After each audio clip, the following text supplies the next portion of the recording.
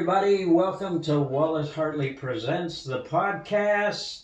My name's Glenn Lamont, and I'm your host, and this is our co-host, Harj. Army matey, Wallace Hartley. I know. Down with the ship. We're coming down to you, straight to you from 6,000 fathoms below the deep. Does that work? I know, that's why I was thinking about pirates myself. Yeah. I don't know why. You know, yes? Right now, we're not going to hear it because I'm going to delete it in the post, but there's the sound of children playing. Yes. And it warms my heart. They were talking about pirates. Yeah. And I heard some Army mateys out there. Well, and my daughter knows how to yard. She knows how to yard? Yeah. I swear. Army mateys! But I heard something that was disturbing. I thought I heard them talk about ass pirates for a second, but... No, I don't think so. I was mistaken. No. That's just where your mind goes. Hey, we got a great show for you today. Here are some of the things we'll be delving into. First of all, COVID-19 and the economy, and a thing called degrowth. COVID-19, is that even still a fucking thing? It is. Yes, we're still in the midst of it. I thought racism is the new thing. Well, and the pandemic. Oh, racism coupled with the pandemic. And and then of course, you just told me now that when I brought this up, you were familiar with what I was talking about. Mm-hmm. I didn't know anything about this. The Boogaloo movement. Oh, the Boogaloo. Electric Boogaloo, too. Yeah, and other horrible sequels. Yeah. And this is another one of these subreddit 8chan things that came out of nowhere.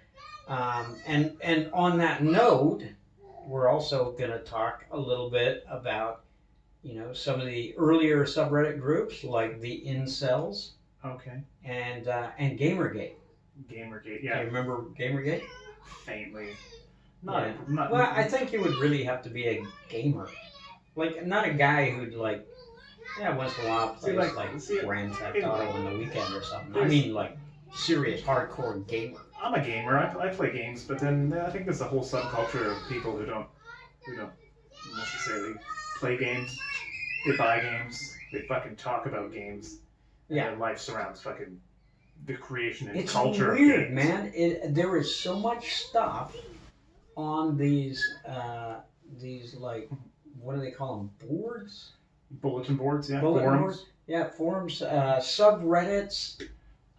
There's whole other worlds. Like subcultures, whatever you're into that you thought was weird, if you go out there, there's someone else into it, and you can pass the day away arguing, bickering, reminiscing. It makes me think if this plotting to overthrow the world. That's another big one. Yeah, that's a LARP. But LARP. But how are you? I'm whoops, my neck is sore. Do I want to know? I'm old. No, I'm old. Well, you're old as fuck. I'm just old.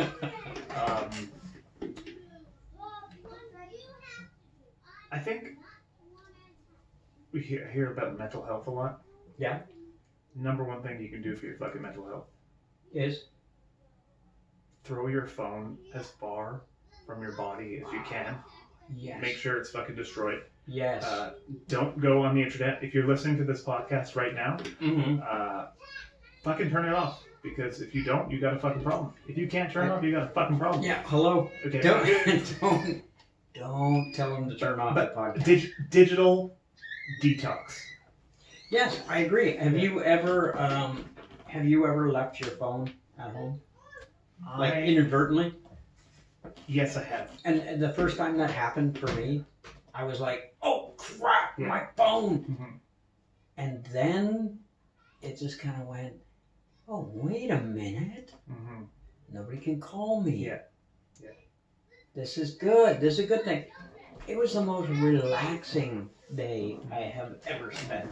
Well, I can imagine that, but I think that you have more consistent integrity than I do, based on a certain history of illicit activities that I have going back.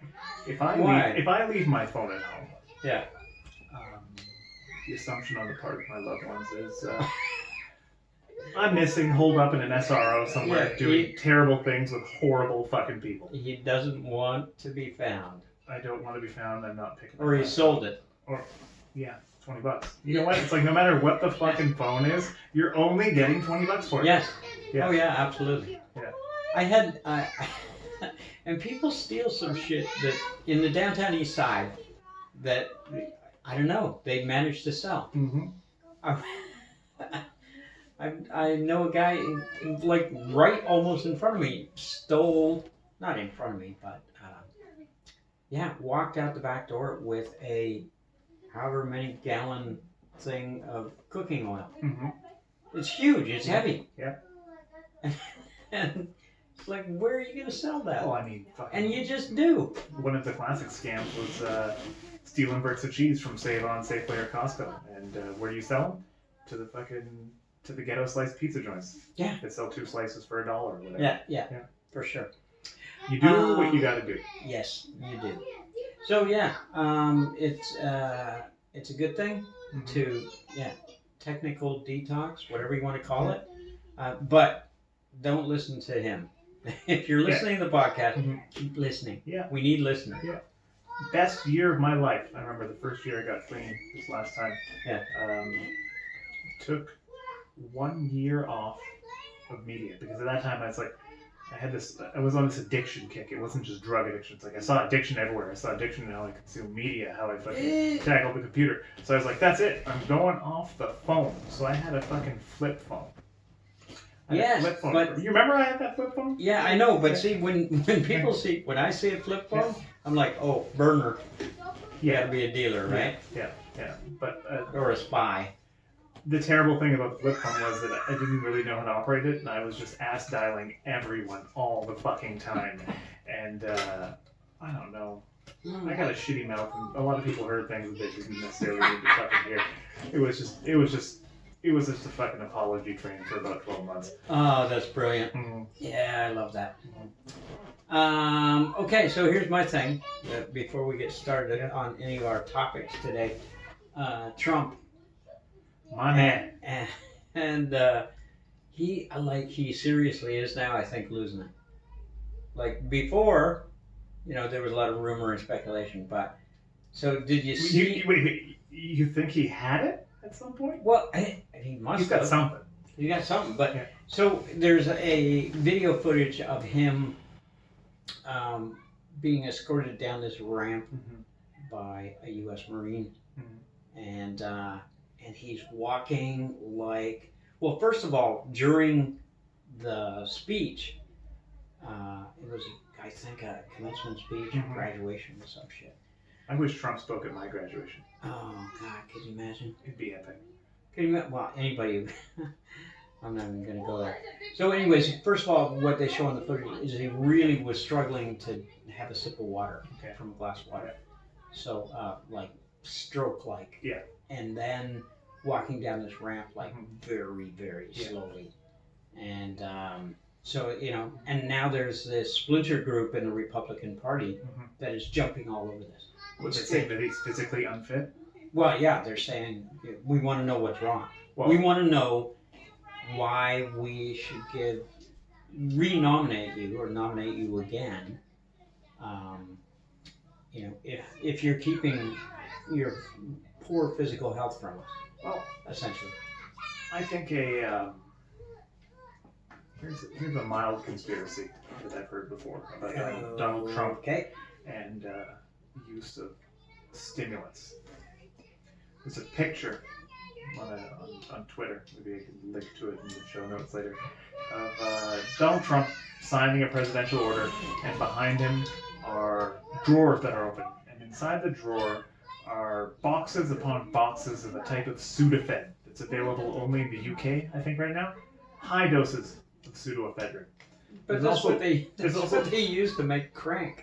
Yes, it is. It is crystal. It is the precursor to crystal. There's also rumors going back that Trump was using stimulants for longer than recommended periods of time as quote-unquote weight loss drugs. Now, I know a fucking jibhead when I see one, or a crankhead. And this guy, he's Hitler-esque in his fucking ability to sit up there, talk, get fucking riled Oh, up, yeah. go off the cuff. I also know from personal experience what it's like to come down off that shit. And I am a life physical man. I'm pretty good health. But coming off speed one day, it's like fucking shuffling. I'm shuffling. I don't want to fall down the steps. Really? Yeah. I didn't know. Here's my theory. He took a day off. Oh, He took a day off. That could be. Took a day off. But he is old and fat But he's on meth. and stupid. Oh, that's scary. A guy like him on meth. Yeah. Yeah. I mean, yeah, stimulants were never my thing. No. A lot of people on stimulants these days. Yeah, no, never. A couple of times, and it just made me like, oh, I think I'm having a heart attack. Yeah. This is not recreational to me. Yeah, no. And it's the perfect capitalist drug. Go, go, go. Work, work, work. Do more, do more, That's do more. true. Which is kind of what we'll be talking about in a little bit. But you're right, that behavior, that's one of my all-time, that is my favorite, maybe not quite, but one of my favorite scenes from Breaking Bad, Mm-hmm. where they're trying to get their product back, Mhm. and these meth heads have it, Mm-hmm. and Jesse goes, "Don't worry, I'll handle this," Mm-hmm. and he just starts digging a hole in the front lawn, Yeah. and eventually the guy comes out. Yeah. What are you doing? Mm-hmm. Come on, help me. Mm-hmm. And yeah, so just digging for nothing. Yeah. You just got to be doing something. Yeah. And that seems to be the case with Trump sometimes, and that doing something usually running his That's mouth. a really interesting theory, and entirely plausible. Yeah. So either way, I just hope We didn't come up with it. It's just his sorry, it fits. lame, capitalist, racist, stupid ass doesn't get voted in again. America can just like pack up and go home if they vote for him again. Pre-COVID, I was, if we had to place bets, I would have placed a large wager on That he Trump, would get in? that he would get in again. Yeah. And I'm starting to have some doubts, but I don't. Underestimate I the. don't. A lot of shit can happen between now and November. Well, the thing is, the Americans, when they want, well, not the Americans, the Republicans, the far right, when they want to get shit done, when they want somebody in power, they will do all kinds of things. I mean, they're always messing with, like the voters' rights. Yeah, voter suppression. Yeah, and that's what I mean.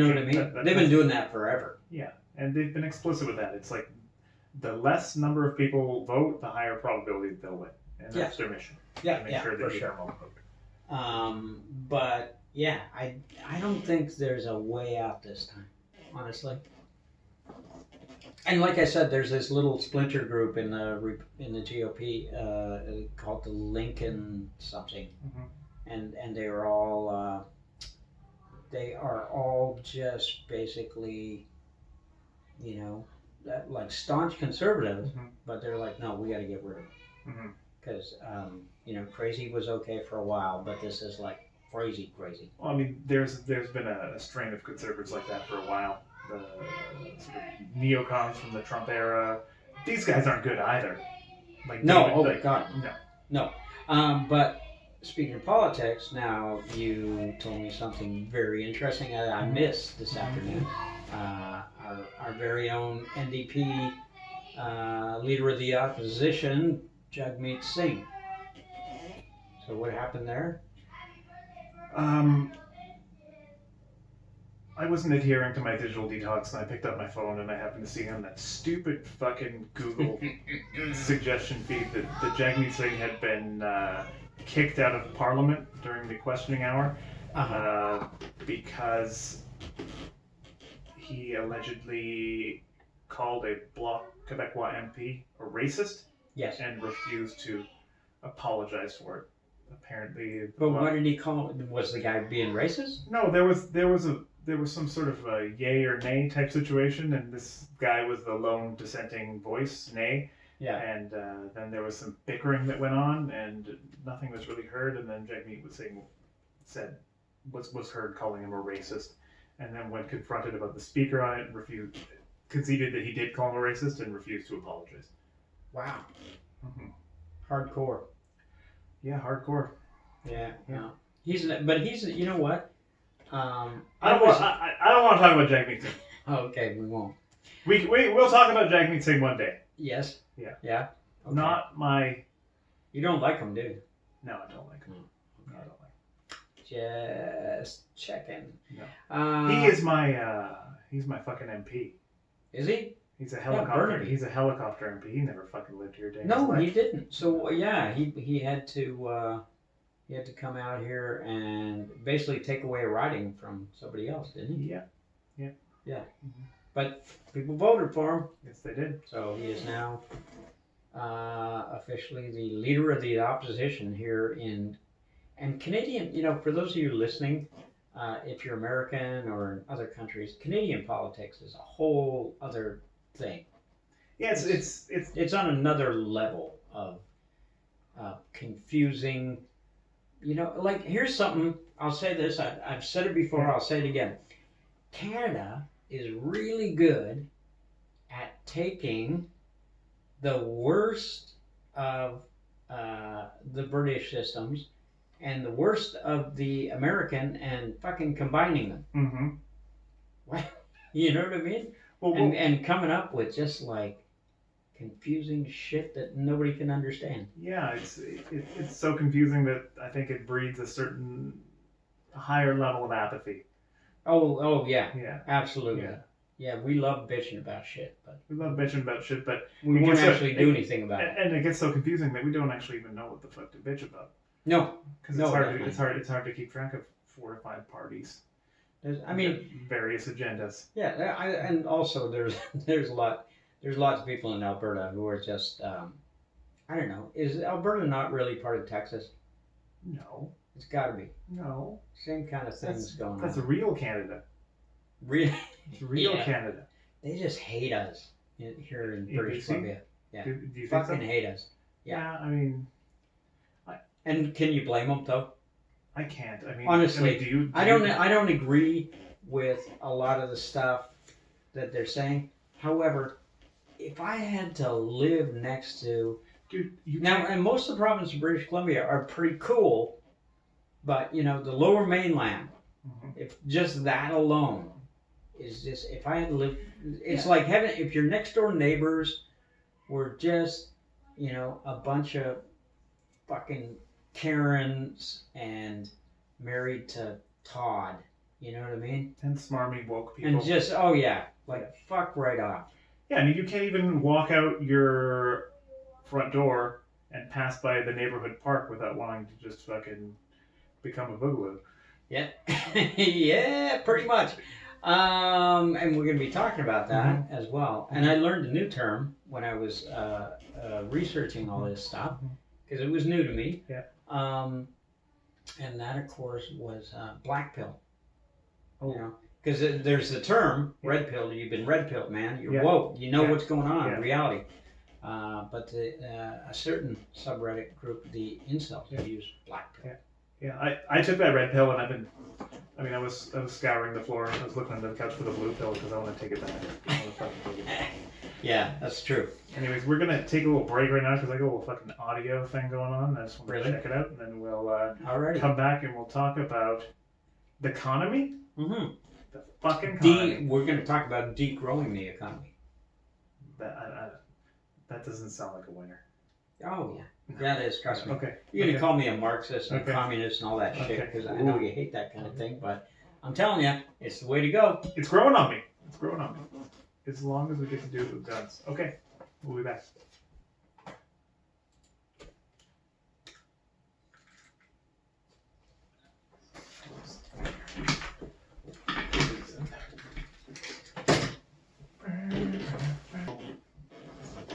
A 39-year-old man vaping. Well, okay. You know what? Because I really just want to keep doing the show, I'm going to reserve comment. Okay. I gave up a lot of vices. Me too. Don't get me started. You quit smoking. I don't know how you were a fucking smoker. Hell yeah. Like, damn straight. When you quit smoking, I didn't think you were gonna fucking do it. You know what happened? Yeah. Honestly, because I bullshitted myself. Mm-hmm. I was like, oh yeah, I tried the patch, that didn't work. You know, I tried the gum, blah blah blah. Mm-hmm. Tried cutting down, all that crap. And I was, one day I was having a smoke break at work, and somebody came out to talk to me, mm-hmm. and I was pissed. Mm-hmm. I'm like, oh, this is my only break, man. You like interrupting my nicotine. Fuck. And afterwards, I realized I'm behaving like an addict. No. Yeah, because I wasn't treating it that way, even though I was well aware it's an addiction. Yeah. But I wasn't treating it like one. Mm-hmm. And as soon as I went, oh yes, I'm like lying about how much I smoke.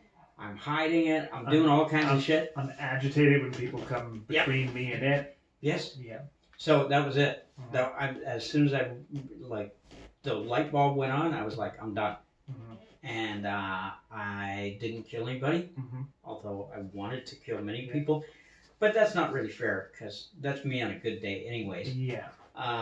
So yeah, that's what happened. Yeah. And so I just did the same thing, mm-hmm. Everything I learned in meetings in the mm-hmm. fellowship, mm-hmm. just applied those those rules. Well, I mean, I vape because I'm just trying to support local business, local vape juice makers. Yeah, because they're in trouble now. Yeah. Because now marijuana is legal, so. Oh God, don't get me started on that. Yeah, okay. I won't. So here's the thing, degrowth, and why is this a thing, and why is it important? So GDP has been the... Gross domestic product. Yes, that's the bar. That's what everybody measures how well a nation is doing. So that's the net amount of economic activity taking place in a country, whatever the fuck that means. Right, and if you were to... It's like anything. It's like communism. Mm-hmm. Looks great on paper, mm-hmm. but you forget about people and greed and all that shit.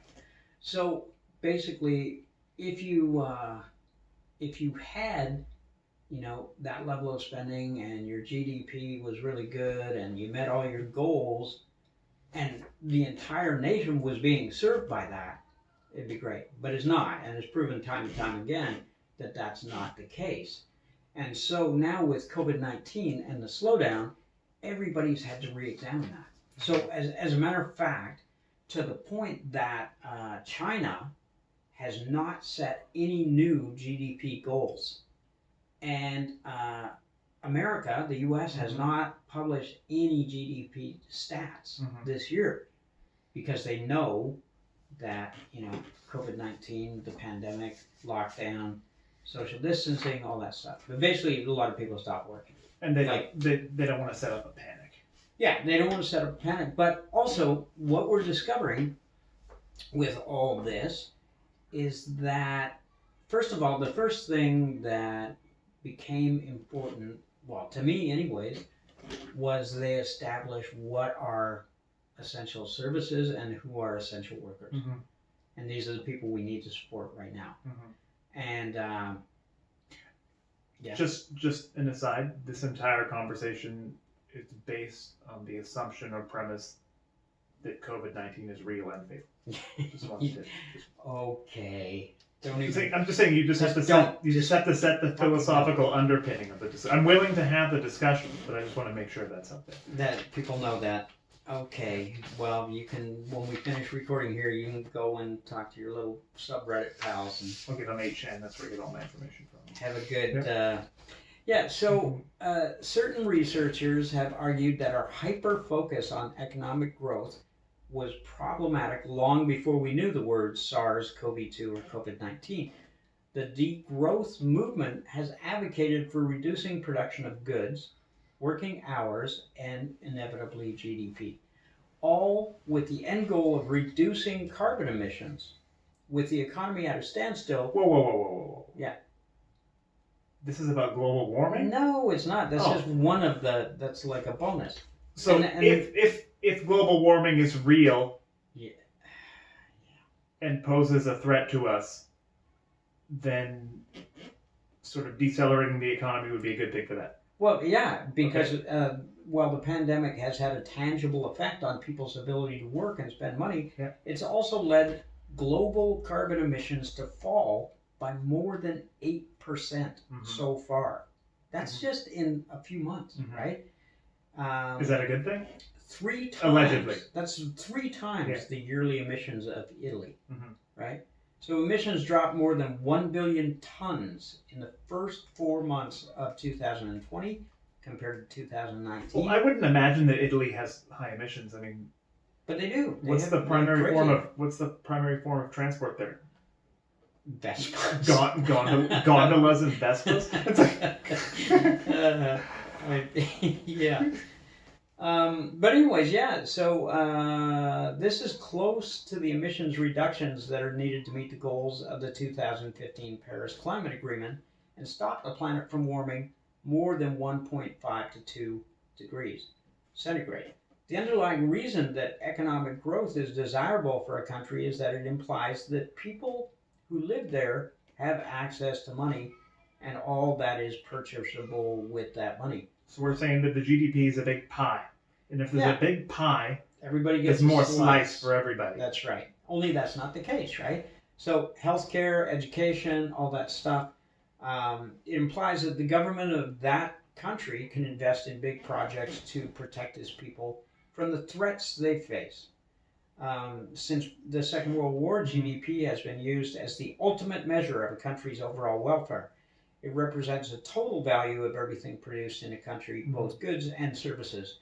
But David Piling, I'm not sure which, the author of The Growth Delusion, Wealth, Poverty, and the Well-Being of Nations, said in an interview with the Washington Post, more stuff doesn't automatically equate to more well-being.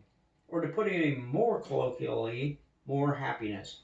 Even if stuff was an indicator of well-being, GDP is a cumulative number. It being high doesn't mean that stuff is being distributed in a way that increases welfare. Currently, the richest 1% own more than 40% of the world's wealth. In the United States, higher incomes are increasing at faster rates than middle-class ones. Mm-hmm. So, we like I said, we discovered, what jobs were essential, because we know it. I've known for a long time, as I'm sure you have too, that that there are entire industries that are like made up jobs. Yeah, they're like leeches on an organism. But like the financial services industry. Yeah, exactly. Hedge fund managers and all that shit. Corporate lawyers. Have we suffered in the last 4 months by not having these people? No. But we do still have those people. The stock market's still pumping along. Well, the stock market is still pumping along and is going to until such time that there is no need for it, that it's redundant. You mean when we seize the means of production? Yes. Yeah. Right? So, but basically, we know that, we know after going through this, after the lockdown, if we didn't have people who work in grocery stores, people to do fast food, working janitorial jobs, all that stuff, manning the gas station. Yeah, we would be absolutely screwed. The jobs that if your child came and told you that that's what they wanted to do, you would be very concerned. Yes, exactly. Yeah. But they're important jobs, and honestly, so that was something that kind of pissed me off during this whole thing. Because here in Vancouver, every night at 7 o'clock, they would have this round of applause, and people would stand on their balconies and drinking their fucking craft beer and shit. Am I a bad person? When I saw that going on, it just kind of vomit in my mouth. Yeah, just a little bit. Well, and the thing is, the sentiment is, I get it. I get the sentiment. Am I too cynical? But what bothered me was, I was working through the entire thing, and in healthcare, but like I ran into a guy in my building, and I was like, "Oh, you've been working the whole time?" And he goes, "Oh yeah." I said, "Oh yeah, where are you working?" Grocery store. And I'm like, me now, I'm dealing with people with serious mental health and addiction and And you would think, oh, that's some job. But I looked at him and I was like, dude, that is serious. That's hardcore. They're like, how are you okay? Mm-hmm. And he was like, yeah, it's not too bad, but it's been busy. Mm-hmm. That's a guy, to me, that guy is a hero. Mm-hmm. You know what I mean? Because he's not getting any pats on the back. No. And he's getting a lot of shit every day when he goes to work from crazy people who just, like, oh, can we stock up, because we just want to buy everything. Or who are complaining about procedures and are going to take it out on the guy who makes $12 an hour at the till because he has a fucking say in anything that goes on at the grocery store. Yeah.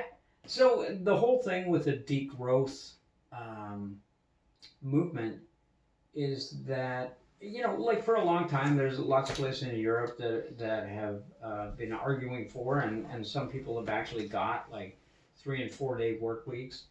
I know that during this pandemic, a lot of people have realized working at home, I'm getting a ton done in like 3 hours. Yeah, I think corporations are realizing that too.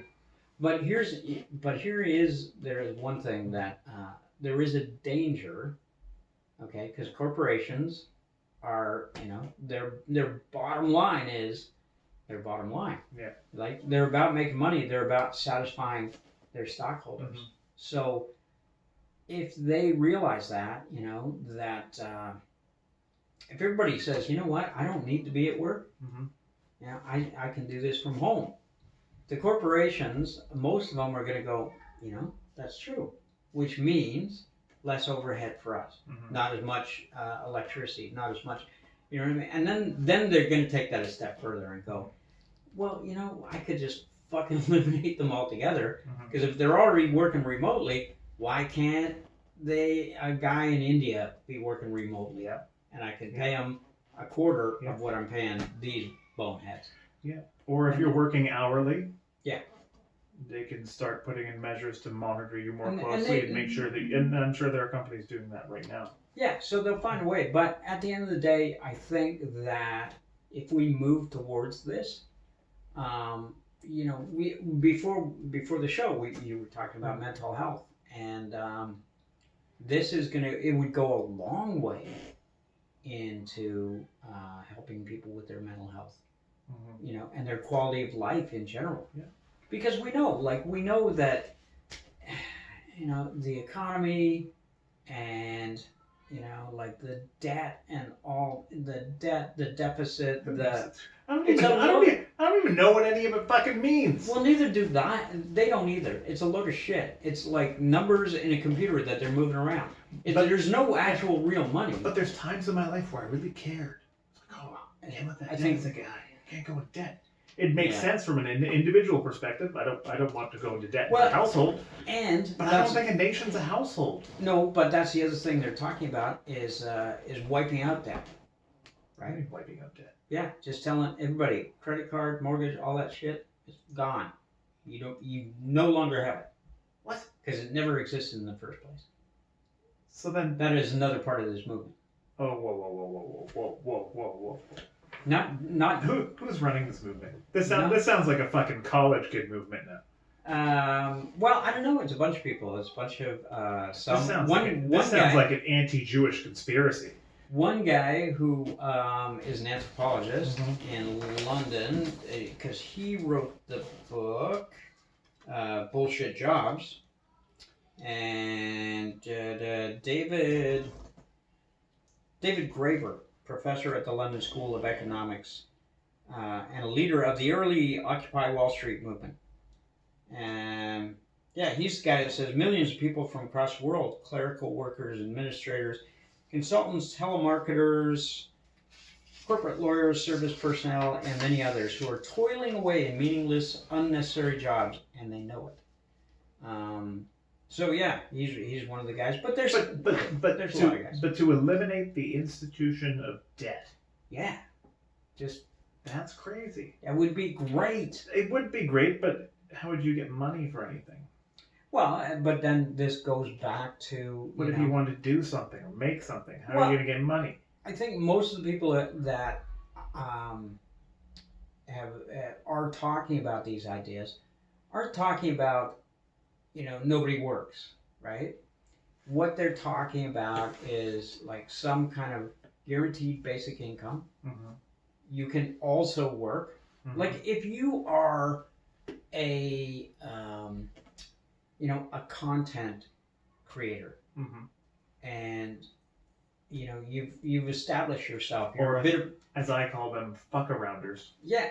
Which isn't that why we're doing this podcast? Well, I was a born fuck-arounder. So and you already established and everything. Nobody's gonna say, oh, don't bother doing that anymore. Mm-hmm. Obviously, you do it because you love it, and you want to reach a lot of people. So nobody's saying that you're never going to be able to make money, but what they are saying is that we're not ever going to be in a place again where 1% of the population owns 40% of the wealth globally. Mm-hmm.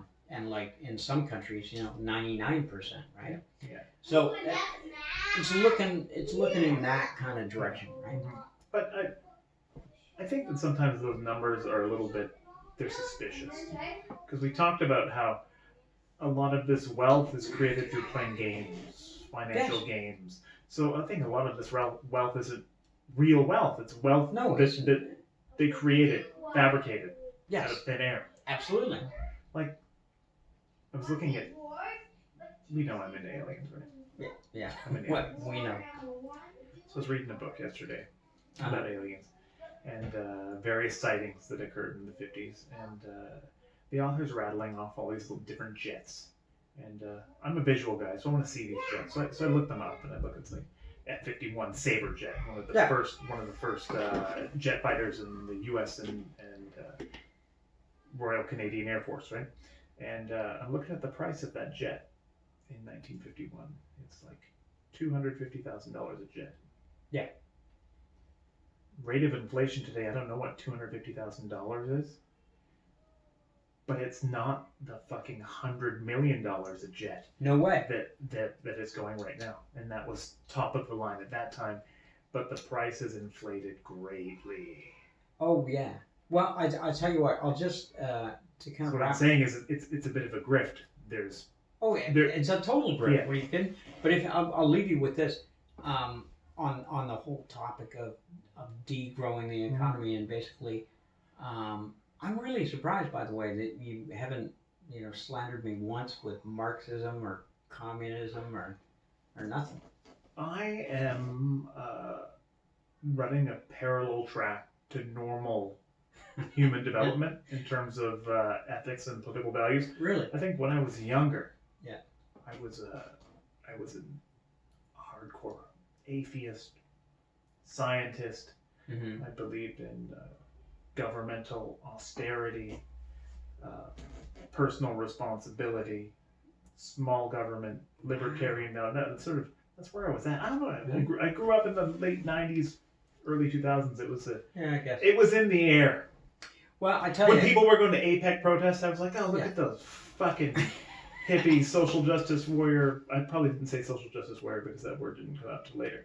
But I'm growing softer with age as opposed to harder. I tell you what, if you ever want to, for the benefit of our listeners, I know you and I have spoken about this before, but just Google the Powell Memorandum. And that was kind of an open letter to corporate America back in the 70s, saying, look, things have gotten out of hand, and we are losing out, and we need to be making money, and here's how we should do it. And we should start by defunding all the liberal arts programs and all the universities, because that's where all that radical shit is coming from. That's where all that sass comes from. Yeah, fucking hippies. Right. We don't need no back top. So so what we need to do is basically just fund in universities. We fund the business schools so they're cranking out obedient employees, and then we fund the athletic departments, and we can send them to war. And we fund the STEM. Yeah. So just Powell Memorandum, and it'll give you a good idea of how we got to where we're at now, especially when you talk about that level of inflation. But the one thing I think that strikes me about this, what's this degrowth movement? Yes. I don't see how you get people to buy in to sort of a degrowth movement without a spiritual perspective. You know what? This is a totally, what it is people, when you start to bring this shit It's up. anti-materialist. Yeah, they're like, no way, it'll never happen, it'll never fly, you can't do that. What are you, an idiot? But you know why? Is because they've been fed this bullshit for so long. This is like totally a red pill, blue pill thing, right? It's like, no, that doesn't exist. But actually, all the things that you're defending don't really exist. Hey, I'm not defending anything. You know, not you personally, but you know what I mean? When people get upset about, like, no, you can't have a universal income. No, people can't just have free housing. Yeah. What are you, crazy? Human rights? Fuck. But why the fuck not? Yeah. And that's what you should be asking you. Yeah. Is why not? Yeah. Not why. Yeah. So, I mean, the argument is where we're going to get the money from. Since it's all made up anyways. Well, I mean, there is certain money that's not made up. But we're not on the gold standard. So, like, our paper money doesn't represent, you know, a shitload of gold sitting somewhere. You just do it up. It's a giant societal experiment. See what happens. I agree. But more importantly, another group, okay, has come along and once again ruined Hawaiian shirts for middle-aged white guys. Who ruined it first? No, well, so many. You know what I mean? Who wore a Hawaiian shirt? Tom Selleck. Tom Selleck, yes. Yeah. Magnum PI. Sweet mustache. He didn't ruin mustaches, that's for fucking sure. I wish he had of, but yeah, I think that's when I started wearing Hawaiian shirts was Magnum PI. Yeah. Such a great show. Turns out Tom Selleck is like a crazy right-wing Republican, former director of like the NRA. Don't quote us on that. Well, no, he was on the board. He was on the board, yeah. Yeah. But I digress. You know, you have to separate your heroes from the reality of the actors. Yes, actors are they're pretenders. Actors are actors. They're right. They're pretenders. Sure. Don't listen to them about anything. No. So, anyways, the Boogaloo movement. These are the guys that are wearing Hawaiian shirts, and there's like some kind of weird. It's an ideology. I don't even know what it is. Apparently, neither does anybody else. I don't think it's an So ideology. they're showing up right now at a lot of the anti-racism, George Floyd demonstrations and stuff like that, and they're trying to foment a revolution. They're trying to second civil war. And I think that's really the only statement that we can make about them is that they want to or insinuate that they want to start a second civil war. Beyond that, there's a wide amount of beliefs in that. And this is an online subculture. So these guys they have white supremacists in their chat rooms, but they're not white supremacist organizations. This is a fucking LARP. You know what a LARP is? Yeah, live action role playing. This is like kids dressing up who have spent too much time in the immaterial world of the internet with their mind in a screen, and they think that a fucking war is something that they want to do. I will bring a Boogaloo to my house. I will beat the living fucking shit out of you. Leave your gun at home. I don't have a gun. I will beat the shit out of you. I will leave you a bloody, tattered mess. And then tell me if you want to fucking bleed for your country or if you want to bleed for this fucking electric Boogaloo revolution. Well, because the second your nose got bloody, you will run. Because these are fucking pussies. So pussies who bought too many guns. One of the guys, I'll get to it in a minute. So the deal is, believers in Boogaloo ideology, a focus on visible gun ownership, with some, not all, with some advocating for a violent civil war against the federal government, have shown up to protests in Minneapolis, Las Vegas, and other cities, sometimes wearing Hawaiian shirts based on a movement in joke and carrying large guns. Okay, so this is mid to late 80s, 90s militia movement that's funny. Well, the whole thing apparently started as a joke. Yeah. But they, like, just recently in Las Vegas on Wednesday, federal prosecutors announced charges against 3 alleged members of the Boogaloo movement with military ties, accusing them of taking part in the conspiracy to spark violence at protests held over the weekend, and charging them with possessing a Molotov cocktail. And in Columbia, South Carolina, an EMS worker believed to have an affiliation to the Boogaloo movement was arrested and fired from his job for roles in riots that took place in that city. But here's the in-jokes, okay, from their subreddit 8chan or wherever the hell they're from. Boogaloo. It was 4chan. It was 8chan. Now it's 8kun. What the hell is that? Can I say that word, kun? I don't know. Okay, is that the name of it? That's what it's called. That's what the latest iteration is. But I don't know if it's not on the 8kun board. It's something like the sub boards. Oh, okay. The sub board. The sub. Boogaloo. The name derives from the movie Breakin' 2, Electric Boogaloo, and it's so apparently because it's like a shitty sequel. A shitty sequel. So the joke is like their Civil War would be like a shitty sequel to the good one that happened before? Okay. And it's loosely connected anti-government movement that has included some white nationalists who believe in an accelerationist ideology that encourages spurring civil disorder to eventually foment the breakdown of the political system entirely. But the movement also includes... So we can defeat corporations and the mindless materialism that's rooting around. These guys... And then shoot everybody. Wait, we need these guys. Do we? Isn't this what we were just talking about?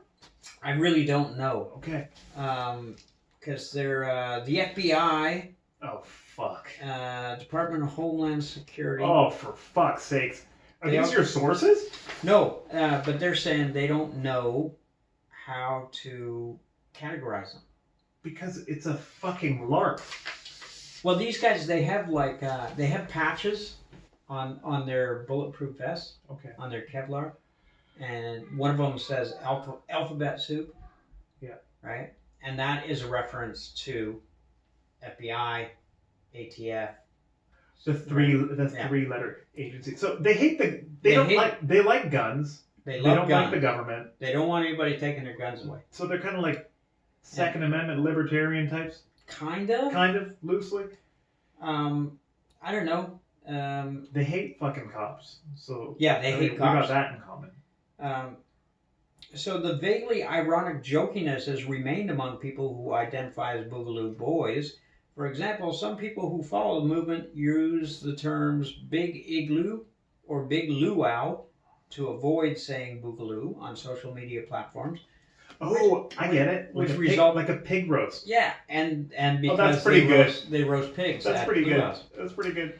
And that's where the Hawaiian shirt thing came in. So Hawaiian shirts, sartorial necessity at any big luau, had already become a way for individuals to signify their anticipation of the coming Civil War. They wear them with full combat gear. Common sight at many of the protests. And open source material suggests that for now, the apocalyptic anti-government politics of the Boogaloo Boys are not monolithically racist/neo-Nazi. As we have observed, some members rail against police shootings of African Americans and praise black nationalist self-defense groups. I also read not on Facebook, but I heard it secondhand about one of the Boogaloo Luau pages on Facebook that was shouting out support for gay, lesbian, and transgender Boogaloo members as well.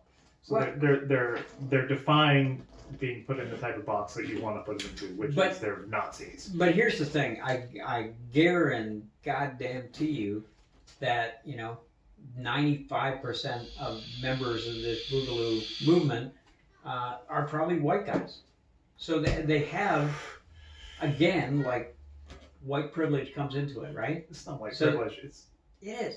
It's not white privilege. It's called sitting in front of a computer in your mom's fucking basement for too fucking long. No, but when these guys go out in public So you see it all the time. You see photos of it. You see video footage, right?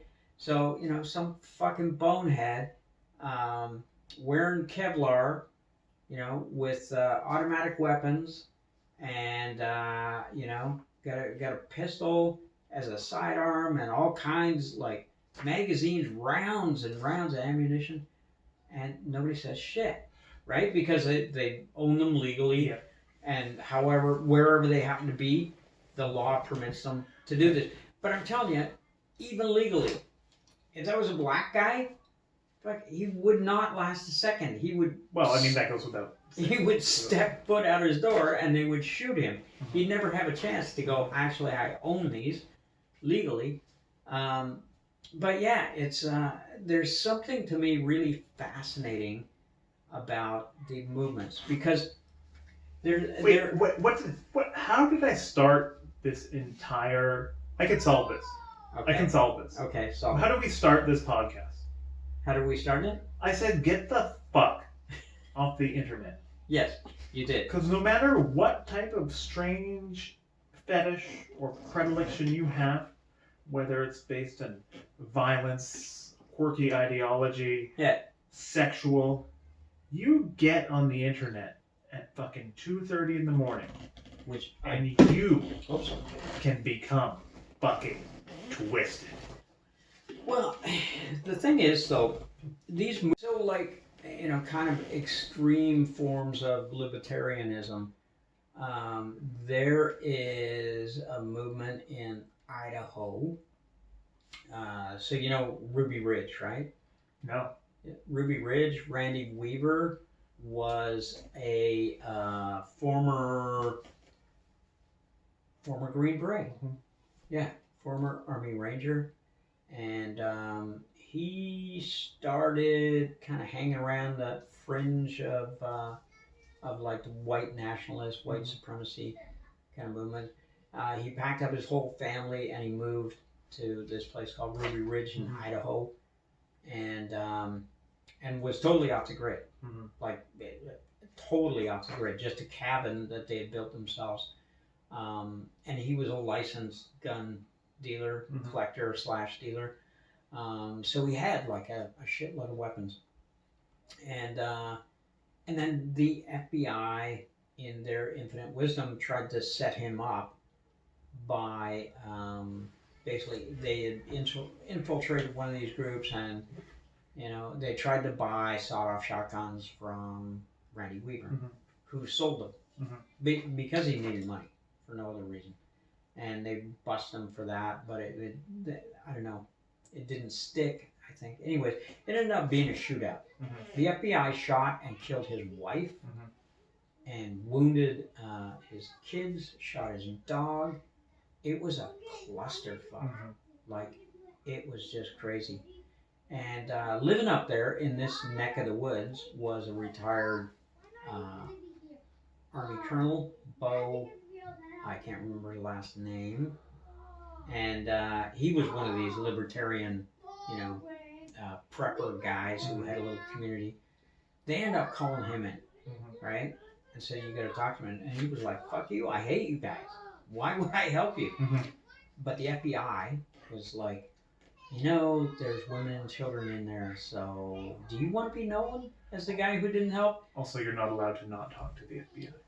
Yeah, and also they appealed to his former military background. He goes, you guys are both former Green Berets. Yeah. So he ended up, killing his wife, wounding him, and I met him. I met Randy Weaver.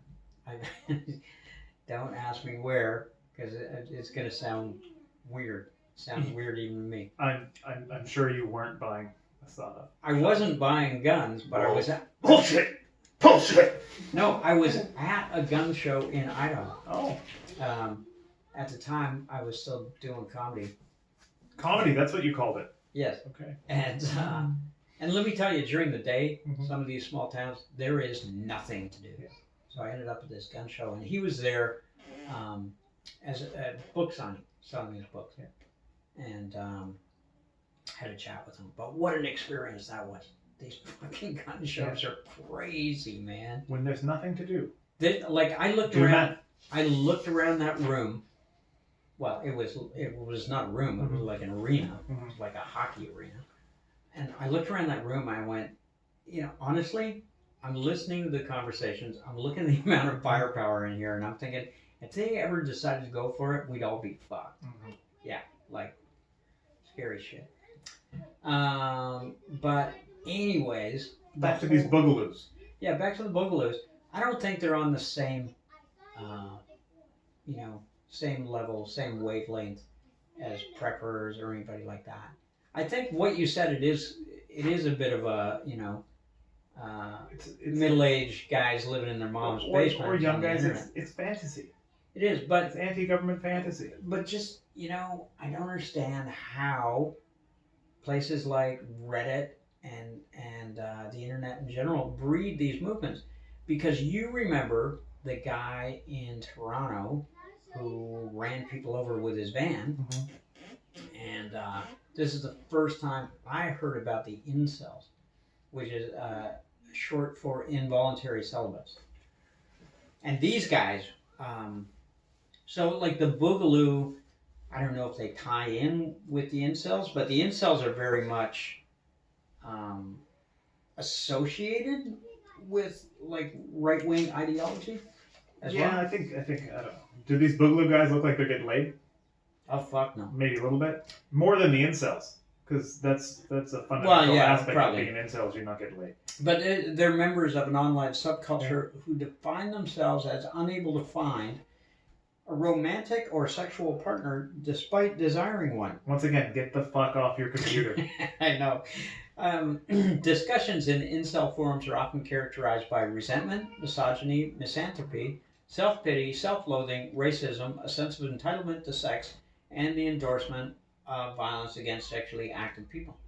It sounds like every cop I've ever this met. is Um, so this is pretty much all the twisted nonsense that comes out of being jealous because you're not getting laid. yes, and that's how complicated it is. Ironically, the incel site was actually started by a Canadian woman. So it didn't start out to be what it is. Okay. Right? That's very interesting. It started out as she was basically 1993, a Canadian university student, and only by her first name, Alana, created a website in order to discuss her sexual inactivity with others. Now, I'll tell you one thing. Mm-hmm. There is no woman in this world who could be involuntarily celibate. Just saying. Wait, you don't think so? No. What about nuns? They volunteer to be nuns. Yeah. Oh, I see what you mean. Involuntarily celibate? If a girl wants to get some, she can get it. Oh, yeah, that's true. Yes, absolutely. I'll put my number on the show notes. Okay. We'll run it on the credits on the YouTube channel. And they also have the term being black-pilled. But I spoke about that earlier. Not red pill, blue pill. Black pill is a set of beliefs that are commonly held against members of incel communities, such as biological determinism, fatalism, and defeatism for unattractive people. So they've given up. Yeah. Someone who believes in the black pill is referred to as black-pilled. The black pill has been described by Vox correspondent Zach Beauchamp as a profoundly sexist ideology that amounts to a fundamental rejection of women's sexual emancipation, labeling women shallow, cruel creatures who... So they're pissed off because they can't get laid, but they think this is going to get them laid? Oh, man. Talking like that? What the... yeah, crazy. So the woman who started the site, they spoke to her in 2018. Alana said of her project, it definitely wasn't a bunch of guys blaming women for their problems. That's a pretty sad version of this phenomenon that's happening today. I mean, most of my problems are caused by women or a woman, but of your own doing. It's usually my fault. Yeah, I can totally relate to that. Not listening to my wife has been the source of many problems. But yeah, but then these guys got like deadly because their little snivelly, whiny, I can't get laid, turn to maybe we should kill and rape women. And that's okay. I have a fucking solution. Yes? From experience. No. Okay, so you don't want to get off the internet.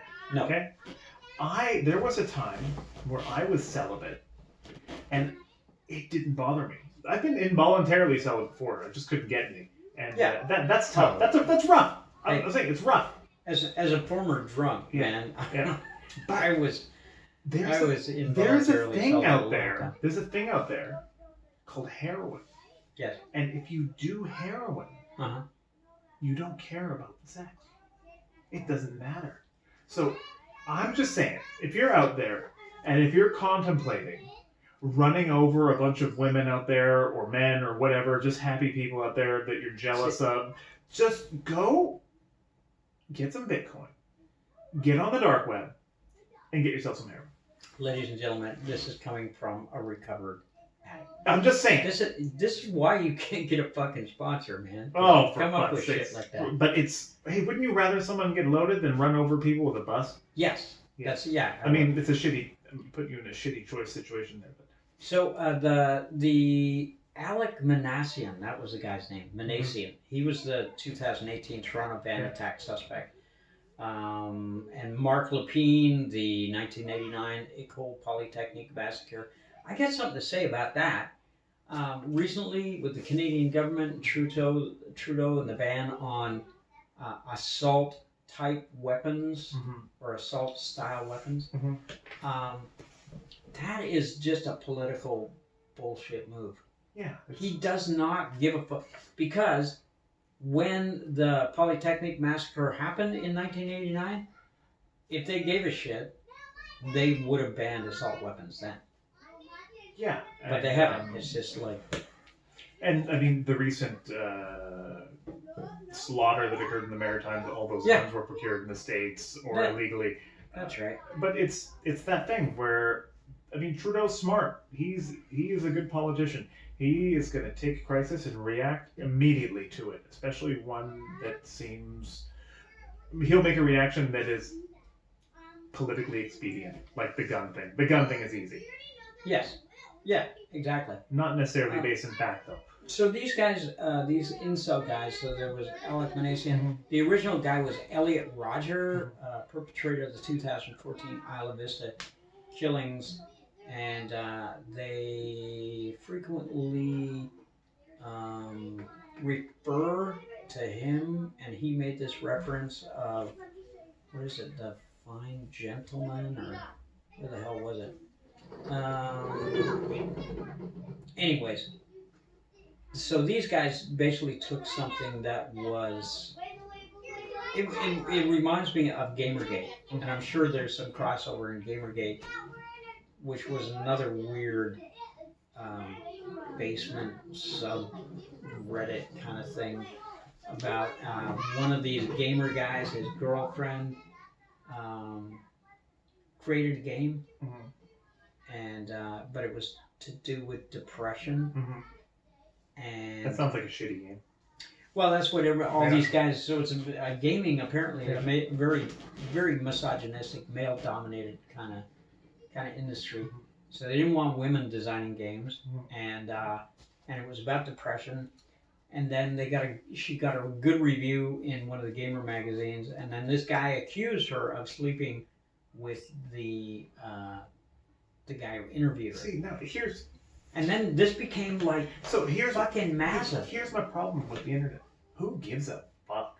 This sounds like the least fucking interesting story I've ever fucking heard. But the thing is, what it leads, you're right, except for the fact that all these crazy gamer guys basically harassed people into leaving their homes, moving away, changing their names. They like death threats, the whole 9 yards over fucking video games. This is why we need to get off the internet and degrow the economy. Yes. Yeah. So that's my rant. The internet is, it's like a giant fucking seething mass. It's our collective unconscious. And when you ask me, it's like, how could this shit come out of the internet? I mean, we work in a field where we see and hear some of the darkest aspects of humanity. The type of abuse and trauma that we're confronted by is dark. So it doesn't fucking surprise me. This stuff feels light sometimes. I don't know. To me, it's just, it's scary stuff. Mm-hmm. And it's also that, you know, these are guys that, come on now, before the internet, must have just got beat up in high school a lot. And that's sad. It is, kind of. It is sad. But, I guess. It is. Come on, man. Like, put yourself in the shoes. You're just sitting in a fucking basement by yourself. You got no friends. Your life consists of fucking sitting out there, reaching at the computer. You think you're hanging out there all day, thinking about all the cool kids out there fucking drinking, smoking, partying, getting laid, and you're not there, and you're not doing it. And you know you can't. You're just grinding on it, just fucking grinding and grinding and grinding. Yeah, but it's not like these. So there's a big difference between a kid who gets bullied. Yeah. Like there was when I went to high school, there was a guy who got bullied and he committed suicide. Yeah. That's wrong. That's shameful. Yeah. That's like fucking nasty. But these guys are not getting bullied. These guys are just I'm not losers sitting in their mom's basement. That's the thing. I'm not saying that what these guys are fucking doing is right, or that they're on the right path to sort of rectify the issue that they're experiencing, because it's not. Obviously there's an aspect of like poor social intelligence or inability to relate to people in a meaningful way, but that comes from a place too, right? And I can put myself in that spot and imagine well, that's good. It's not easy. So your empathy is getting much better. I have recently developed empathy. So you're giving a little stretch there. Yeah, I'm taking her for a test drive. Recently, I've also begun to see color. It's a big thing. I didn't see it. Okay. Well, listen, degrow the economy. Okay, I'm there. Degrow the economy. I think that one thing we need to work on there is that if you want to degrow the economy, there has to be an ethical and spiritual conversation that accompanies it. Okay. Because if we're degrowing it, why are we degrowing it? To what end? Are we saying that sort of material accumulation is not going to satisfy your spirit? So what is going to? Well, and I just want to end with this. Mm-hmm. I'm saying this into the camera for those who are listening and not watching. You cannot, you crazy fucking Boogaloo libertarian asshole, cannot take away my right to wear Hawaiian shirts without being arrested by the FBI. Yeah, that's some bullshit. There, I got that off my chest. Yeah. Okay. Well, thanks for stopping by, folks. Mm-hmm. It's been a delight, as usual. Please tell your friends. The podcast is Wallace Hartley Presents, and we are available currently on Spotify and Podbean. Check us out there. You can also catch the Wallace Hartley Presents YouTube channel. That's all you got to type in, Wallace Hartley Presents, and then you can also see our smiling, handsome faces. I'm fairly sure that this podcast cannot be sunk. I don't think it can. It's unsinkable. It is. Yeah. It is an unsinkable podcast. Yeah. And tell your friends. You've never heard that before. No, I never had. Thanks for listening, folks. It's been a slice. Please join us again next week. And eventually we're going to have guests and stuff like that. Oh, you know what we should talk about, though? We went to this Boogaloo stuff. We should go a little deeper into the madness. We should talk about QAnon. Ooh, yeah, let's do that. Let's get fucking crazy. Next time, maybe we'll talk about QAnon a little bit. Maybe, hopefully, we got some more Canadian subscribers and let them know what's going on with the QAnon movement, because it is fucking nuts. Well, and there are governmental representatives who are going to be running in the next election who are QAnon conspiracy supporters. Oh, God. That's all we need. More bullshit in the government. Anyways, thank you for stopping by, folks. Thanks for listening. Catch us wherever, Spotify, YouTube. You guys are awesome. And have yourselves a good rest of the week, rest of the day, whatever you're doing, and try your best, folks.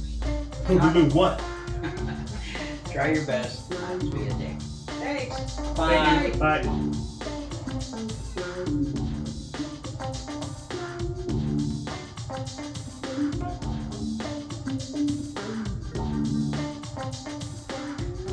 And we're out of there.